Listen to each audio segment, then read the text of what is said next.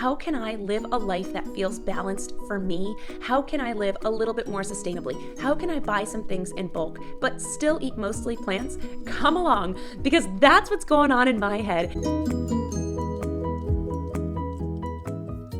I have been considering what it means to be plant-based for me, and I thought I'd share my thoughts with you in case you're feeling the same way too. I'm Dr. P. This whole channel is about me being a family doctor eating a plant-based diet and all of the wonderful health benefits that it can have. Now, don't get me wrong, we are plant-based in our household. We are not vegan.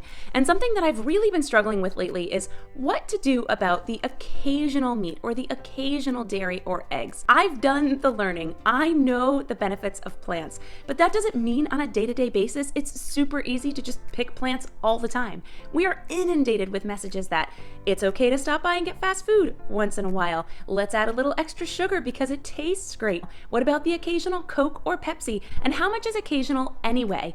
This is something I've noticed creeping back into my diet, and it may be either creeping back into yours or really, really hard to let go. My son is almost 4. When he was a baby, we took our family through a plant-based kind of health journey. I became certified in plant-based nutrition. I actually sat for the lifestyle medicine boards. So I'm a family doctor who also is board certified in lifestyle medicine. I know the benefits of eating a healthy diet. Far and away, I think eating more plants, more beans and legumes, things like lentils and black beans and sweet peas and peanut butter even, those plant foods can really contribute to longevity. They can help us live longer. They can reduce our chances of heart disease, heart attack, stroke, high blood pressure, even cancer. So I don't want to downplay that.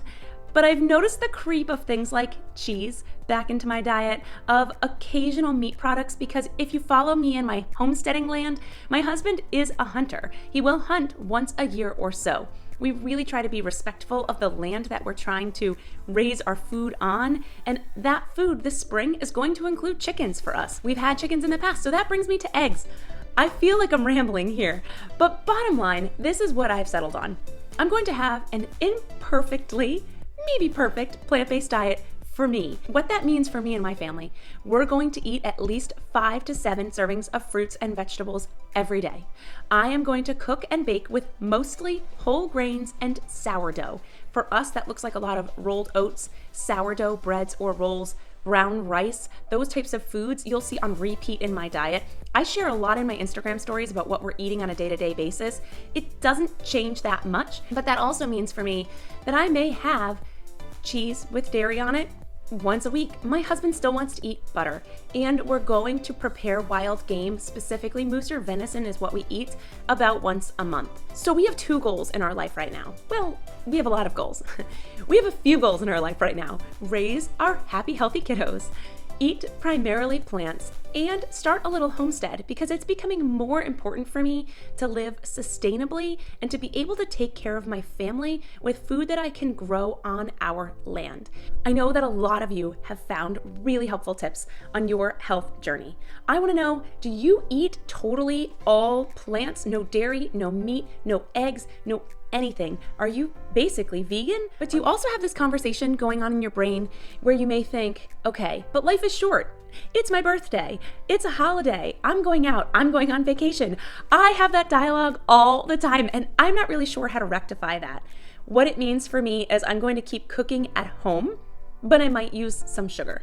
I'm going to keep making baked goods, but they may include some refined flours. These things make me happy. They make me feel like I'm providing for my family, and I don't feel guilty when I enjoy these things, even if it's more like once a week instead of once a month or the occasional celebration. Far and away, if 80% of our diets or more can be plants, I think we are all going to live healthier. But a healthy life also means stress reduction, healthy sleep, and healthy relationships, and those things are equally important to me. I'm 4 years into this now, and I think it's okay that we adjust and we make some changes. My life goals have changed. 4 years ago, I had no interest in having a real homestead. I had a little garden, and at that, I wasn't even that good at it. We did raise some chickens occasionally, but we've never ventured into really what can we provide for our family on our own land. So that means that my lifestyle and my diet might change a little bit. But I also think it's just being real. It's being real to who I am. It's being real to where I live. It's being real to the society and frankly, what's going on in the world right now. So if you're also struggling with the same and you're thinking, how can I live a life that feels balanced for me? How can I live a little bit more sustainably? How can I buy some things in bulk, but still eat mostly plants? Come along and I will keep having these little dialogues with you. All right, I think that's enough for today. I am Dr. P, I'm the Healthy Family Doc, and you can follow all things Healthy Family over on Instagram, and I will see you in a future video.